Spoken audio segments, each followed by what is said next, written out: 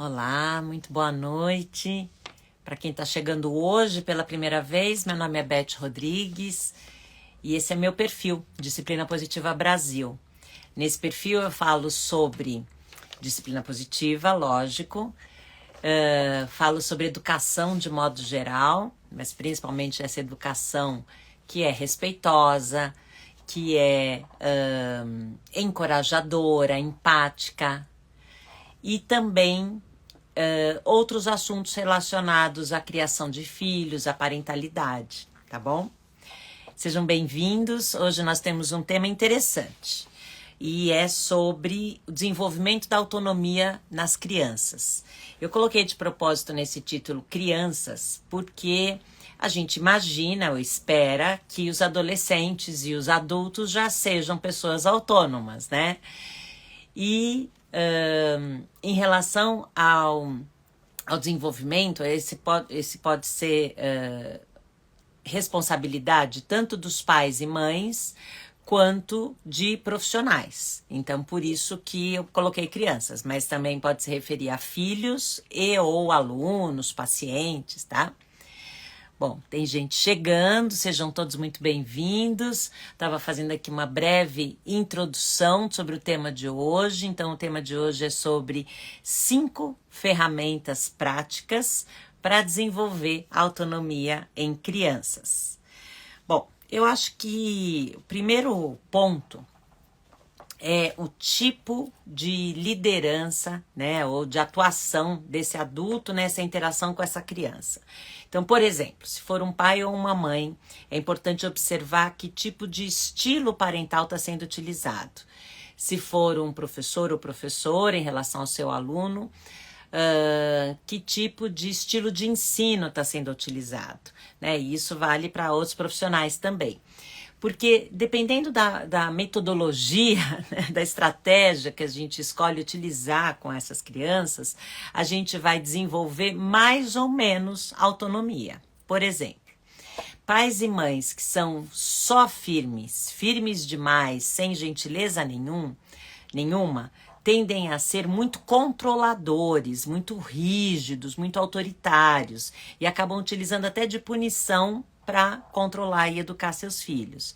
E esses pais e mães, muitas vezes, porque eles ficam toda hora mandando, falando, faça isso, não faça aquilo, isso está certo, isso está errado, tal, isso dificulta o desenvolvimento da autonomia dos filhos, porque eles ficam dependendo desse adulto para dizer o que está certo, o que está errado, o que está bom, o que né?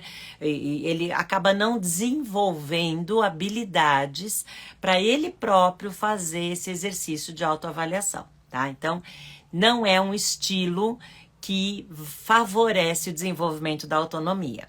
Mas tem outro extremo, né, desse estilo, que seria só gentileza, muita gentileza, sem nenhuma firmeza, sem nenhum limite, também não ajuda no desenvolvimento da autonomia.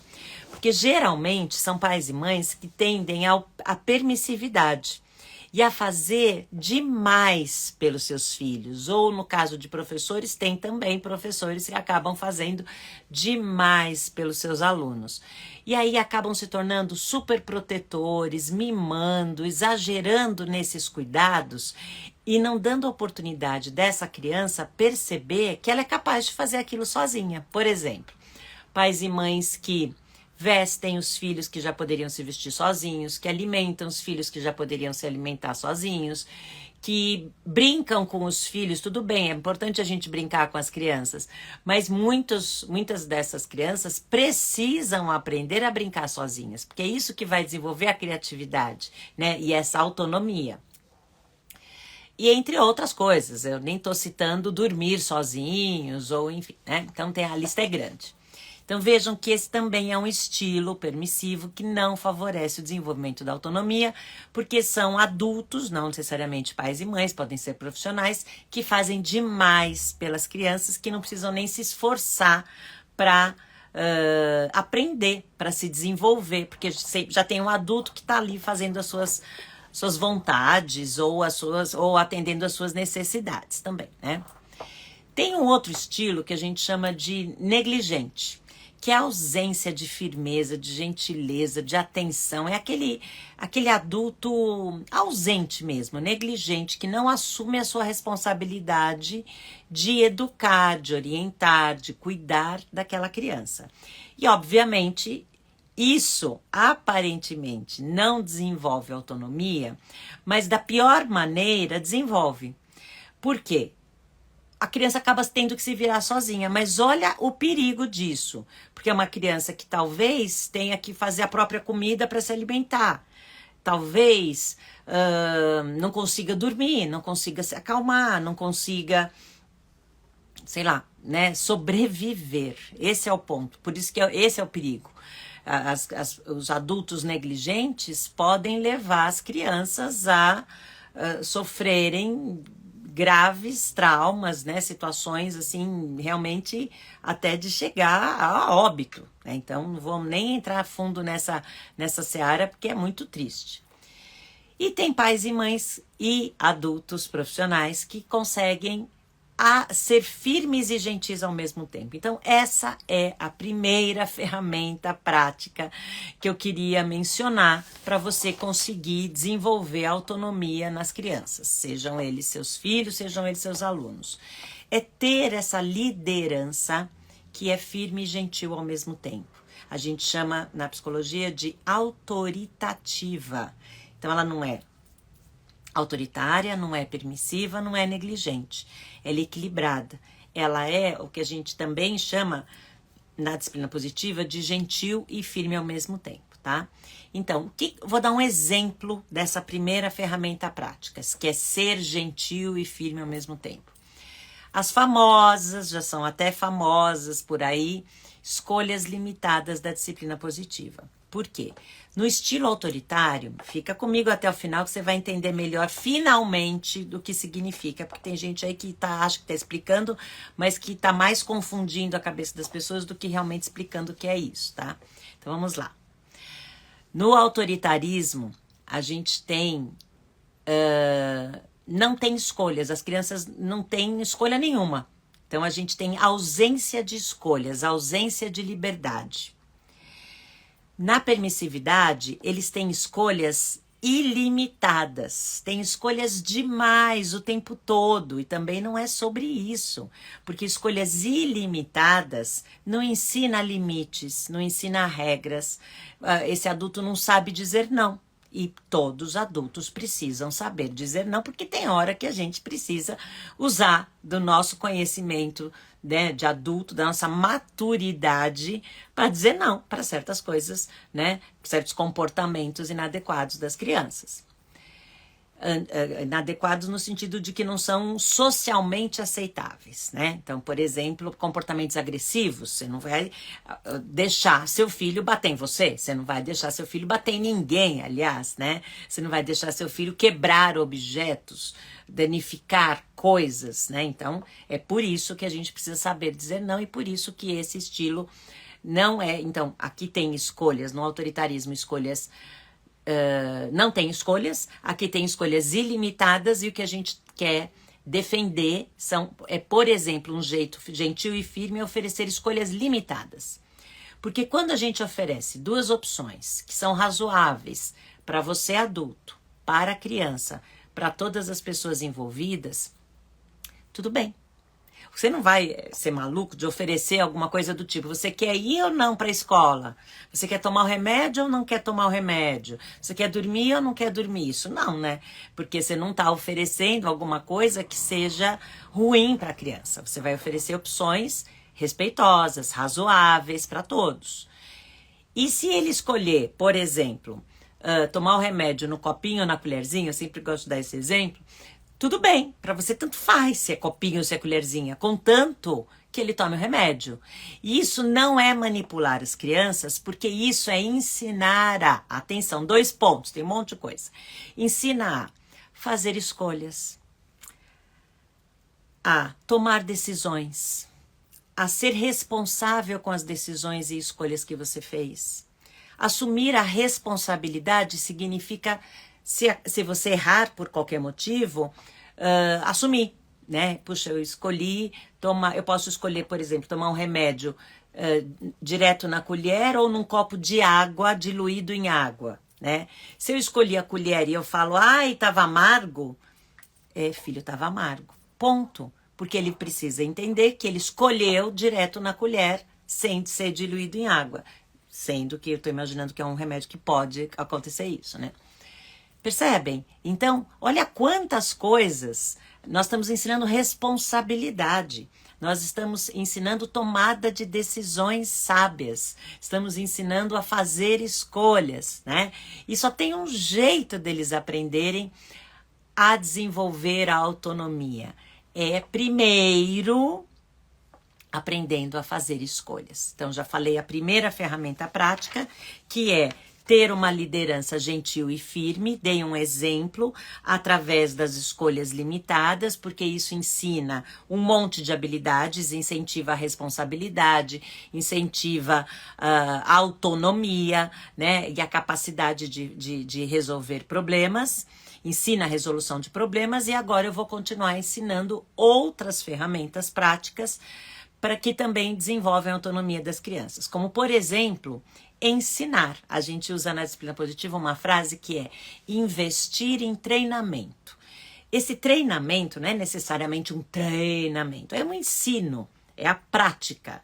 Então, investir em treinamento significa que falar uma vez para a criança, faça assim, não é suficiente. Senão, né, a gente falaria, olha, leia assim, escreva seu nome assim, ande de bicicleta assado, e eles já aprenderiam magicamente. E não é assim.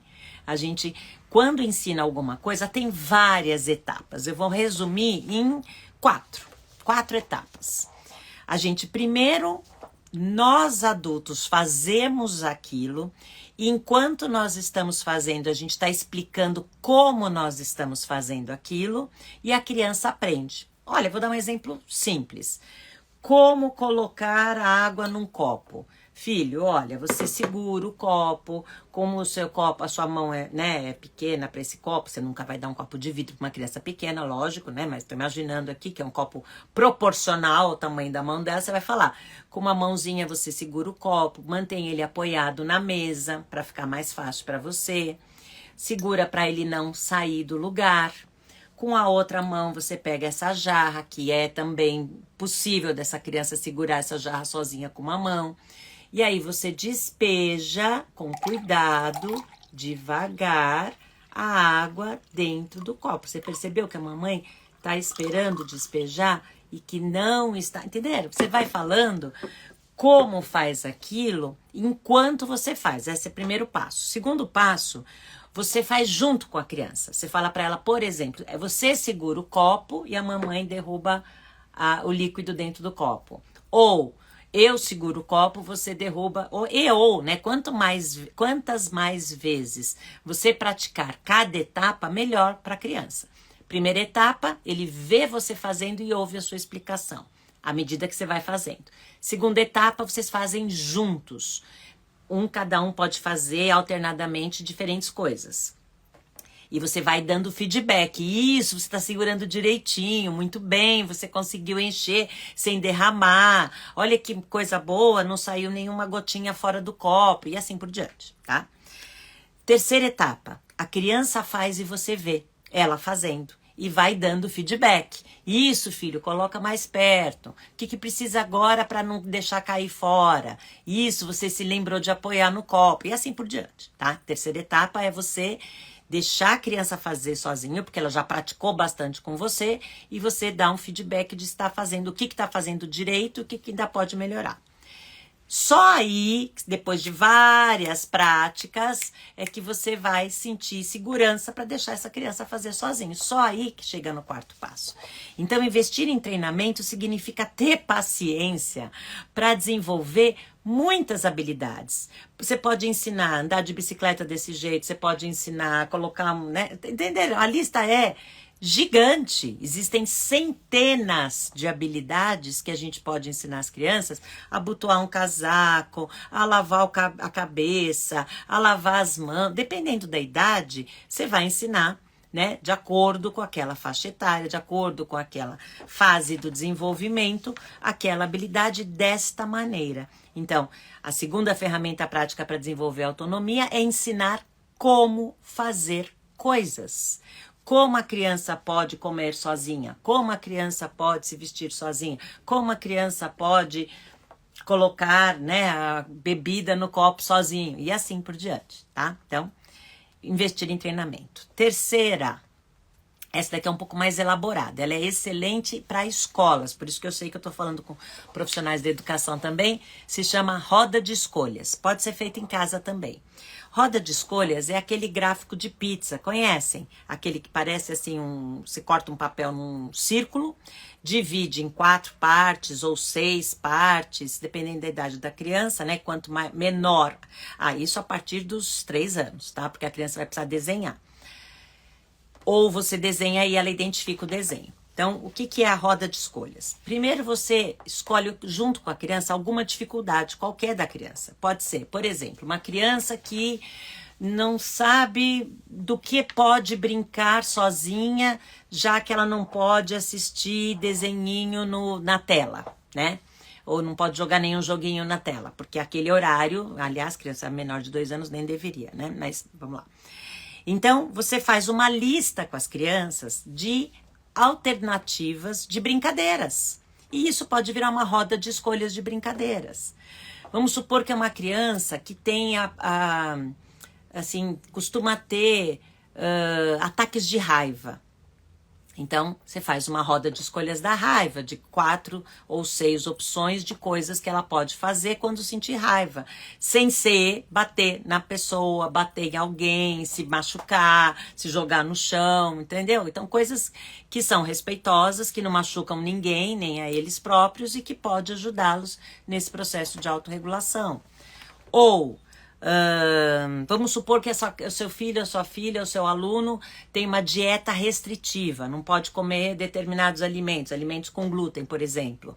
Então você desenha junto com a criança, ou você desenha, ou a criança desenha, ou você escreve, se já souber ler, né? Quais são os alimentos que ela pode comer. Então, frutas pode, filho, mas olha, pão tem que ver se tem glúten ou não, não sei o que, sabe? E assim vocês vão fazendo e ensinando isso. Então, a roda de escolhas, ela desenvolve a autonomia, primeiro porque a criança, enquanto ela vai fazer a roda de escolhas, ela já está aprendendo um monte de coisa. Está desenvolvendo a criatividade, está aprendendo habilidades, está aprendendo a fazer um brainstorming, então está aprendendo a resolver problemas, porque pegou um determinado problema e vocês tiveram que fazer uma lista de sugestões. E aí, quando faz essa lista de sugestões, vamos supor que eles deem alguma sugestão inadequada. Eu não posso comer glúten e eu quero comer pizza. Pode? Não. Não pode, filho, a não ser que a gente tenha certeza que a farinha que foi utilizada nessa pizza é blá, blá, blá, entenderam? Então, aí não vai aparecer o desenhinho dessa pizza qualquer, né, ali naquela roda de escolhas. Então, é livre, pode ser absolutamente qualquer assunto, contanto que fique registrado com desenhos, de preferência da criança, as opções que ela tem. Né? Então é uma criança que briga com o irmão. O que você pode fazer a próxima vez que vocês brigarem entre vocês dois? Vocês 2 irmãos, venham aqui. Ou vocês, alunos dessa sala. Se acontecer de vocês se desentenderem, terem qualquer conflito, vamos levantar 4 possibilidades para vocês resolverem esse conflito. Então, uma possibilidade, vou inventar aqui 4. Conversar sobre o que aconteceu, sobre o ponto de vista de cada um. Um fala, o outro ouve, depois o outro fala e o outro ouve. Depois, buscarem juntos uma solução para resolver. Depois, ceder. Um dos 2 cede. Tá bom, vai. Você fica com isso, ou você... Tudo bem, o outro, alguém cede. Ou uma 4ª opção, pedir ajuda de um adulto. Pronto. Vocês ensinam possibilidades. Percebem que a roda de escolhas ela é super democrática? Ao mesmo tempo que ensina criatividade, ensina respeito, ensina cooperação, através da cooperação. E monta muitas coisas, porque eles estão aprendendo a autorregulação, estão aprendendo a resolver problemas, estão aprendendo a cooperar, estão aprendendo habilidades de comunicação, né? Então, por isso que ela é tão eficaz e por isso que eu quis escolher essa ferramenta como uma ferramenta prática para desenvolver a autonomia de crianças. Mas vamos para a quarta, serão 5, tá? A quarta é uma que só pode acontecer depois que você estudou sobre o assunto, tá? Porque eu vou falar brevemente sobre o assunto e é uma coisa super simples. É a ferramenta mais poderosa da disciplina positiva. No caso das famílias, se chama reunião de família. No caso das salas de aula, se chama reunião de sala de aula, né? Reunião de classe. Então, é um momento em que as pessoas daquela família ou daquela turma se juntam para resolver algum problema ou alguns problemas. Então, existe toda uma pauta que é compartilhada, todo um formato específico que a disciplina positiva nos orienta a fazer, com uma rodada de reconhecimentos no começo, para criar um clima gostoso, com um fechamento típico também super importante no final, com um passo a passo, para preparar essas crianças para terem habilidades para resolver problemas e dezenas de habilidades podem ser aprendidas com a prática regular dessas reuniões. No caso das famílias é semanal a orientação e no caso de classe é diária, dentro do possível, né? Senão pode ser, sei lá, 3 vezes por semana, e depende da escola e da faixa etária. Bom, o que acontece com uma reunião de classe ou uma reunião de família? Eles aprendem, as crianças aprendem, a partir dos 4 anos, tá? Listar problemas. Saber que aquele espaço é um espaço seguro para resolver problemas. Para falar sobre suas dificuldades, seus desafios, seus erros, seus medos, seus sentimentos. Eles aprendem a fazer um levantamento de sugestões, de soluções para cada um dos problemas. Todo mundo pode dar opinião do quais podem ser as possíveis soluções para cada um dos problemas. E eles aprendem a escolher. E por que é essa solução ao invés daquela? Porque essa talvez seja mais rápida, ou mais eficaz, ou mais respeitosa, porque ninguém vai escolher nenhuma, no formato da reunião de família ou da reunião de classe da disciplina positiva, nenhuma solução vai ser desrespeitosa, ou vai ser... não vai ser razoável, tem que ser respeitosa, tem que ser relacionada ao problema e principalmente tem que ser útil, tem que resolver o problema. Então, por isso que eu falo, insisto, que tem que fazer um curso com algum educador ou educadora parental certificado em disciplina positiva, tem que ler os livros, né, os capítulos que falam sobre isso. No caso, reunião de classe, eu recomendo o livro chamado Disciplina Positiva em Sala de Aula ou Disciplina Positiva em Sala de Aula Montessoriana. E no caso de reuniões de família, eu recomendo o livro amarelo que se chama Disciplina Positiva, que foi o primeiro, tá? Então essa é a quarta ferramenta prática que desenvolve demais, absurdamente, muito mesmo, a autonomia das crianças, porque eles vão aprendendo ali, na prática, junto com os outros membros ou da família ou da classe, como resolver problemas, como fazer as coisas sozinhos, né? Porque depois que eles aprendem, por exemplo, a listar soluções, eles vão ser capazes de pegar uma folha de papel, no caso de sabendo crianças que já sabem escrever, e listar. Olha, eu tenho tais opções, nem que seja para ela pensar em 2 ou 3 opções. Ela sabe que ela sempre vai ter escolhas, sempre vai ter opções, tá? E a última ferramenta prática para desenvolver a autonomia das crianças, né, que serve tanto para pais, mães, quanto para profissionais, é ser um exemplo. Porque eles vão olhar o que nós fazemos. E eles, dependendo de como e o que nós fazemos, eles vão fazer mais ou menos. Se você sempre dá comida na boca do seu filho, por que ele vai se esforçar para comer sozinho? Né? É gostoso receber na boca. Só que ele só vai desenvolver autonomia quando ele aprender a pegar a colher primeiro, ou pegar com a mão primeiro, depois pegar a colher, depois aprender a usar o garfo, depois, mais pra frente, aprender a usar o garfo e a faca. Percebem? É uma evolução, por isso que tem o treinamento que eu falei. Então, essa autonomia só vai acontecer, não é uma mágica de uma hora para outra, é um processo. E isso vale para absolutamente tudo. Ele só vai ser capaz de escrever o nome dele depois de praticar, de conhecer as letras, conhecer os sons, saber quais são as letras do nome dele, olhar muitas vezes isso escrito, praticar, né, a ter o movimento de pinça para conseguir segurar algo que escreva. Então, é um longo processo. Tudo é um longo processo. Até para ele conseguir vestir um casaco sozinho, né? Subir um zíper, abotoar alguma coisa, colocar um sapato, ele tem que passar por processos. Então, vai aos pouquinhos praticando se vestir sozinho, colocar meia para depois aprender a colocar sapato. Colocar uma roupa com um elástico para depois colocar uma roupa com botão ou com zíper. Então, é todo esse processo que eu estava explicando. Então, ser um exemplo significa que nós adultos, precisamos ter autocontrole. Não podemos perder a cabeça, perder a paciência com a criança que está aprendendo. Precisamos ter esse autocontrole, ter essa autorregulação, sermos um exemplo de autorregulação. Vou dar outro. Lembra que eu tinha falado da roda de escolhas? Então, na roda de escolhas pode ter vários desenhos, né? Dar várias ilustrações de maneiras para se acalmar. E só tem um jeito de verdade deles aprenderem a utilizar todas essas maneiras. É vocês colocarem tudo isso na prática.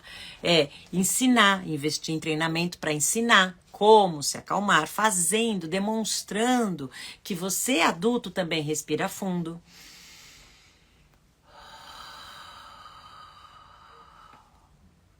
Que você sabe inspirar, expirar com calma, que você sabe se calar, fazer uma pausa para pensar, refletir antes de ter a próxima atitude, que você sabe sair de cena, se for necessário e possível, lógico, sempre a segurança das crianças em primeiro lugar.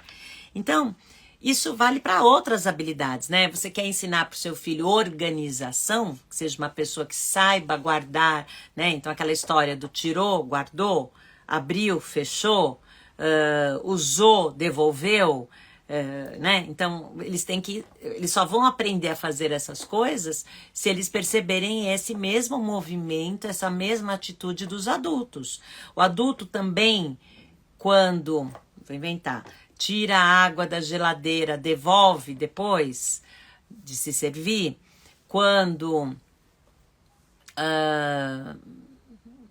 sei lá, abre a pasta para colocar a pasta de dente na escova, depois fecha a pasta, lava a escova, coloca a escova no lugar ali, no potinho, para ela ficar na vertical, e assim por diante. Então, tudo é uma questão de exemplo. Se o seu filho não está se lembrando de fazer tal coisa, será que você só está falando para fazer ou você está realmente sendo um exemplo, demonstrando como fazer? Quantas crianças por aí não comem determinada coisa e depois a gente vai descobrir que os pais também não comiam ou não comem, né? Então, por exemplo, legumes, frutas. Olha, isso e também não é obrigatório, porque eu tô lembrando aqui, meu pai e minha mãe sempre comeram fruta e eu tive maior dificuldade para aprender a comer fruta. Mas por quê? Porque não bastava eles comerem. Como eu fui acostumada a receber a fruta cortadinha, eu não aprendi, né?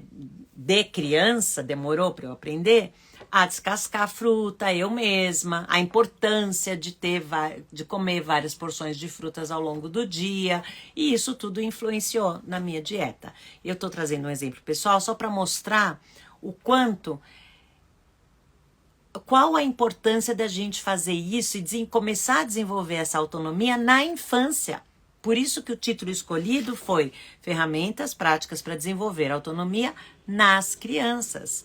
Então, se você é pai ou mãe, não pegou desde o começo nessa reflexão de hoje, assista depois essa live. Se você é profissional da educação, chegou agora também, não pegou desde o começo, assista depois, porque eu acabei de mencionar 5 estratégias que são ferramentas práticas, são respeitosas e são eficazes para desenvolver autonomia nas crianças. Eles só vão aprender a fazer as coisas fazendo, não tem outro jeito, tá bom? Muito obrigada pelo interesse. Mandem suas perguntas, seus comentários, seus pedidos, que eu sempre gosto de ouvir quais são as necessidades, né, os pedidos de vocês.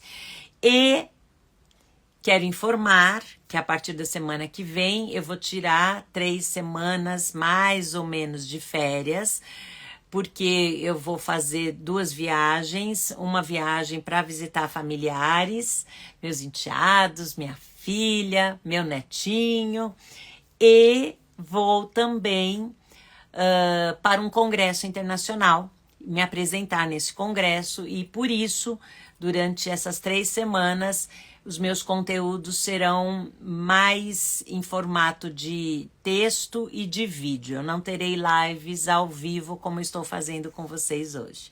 Então, nos vemos no comecinho de novembro e qualquer coisa eu estou à disposição. Podemos conversar pelo direct ou, né, aqui pelos comentários do feed, enfim, como vocês quiserem.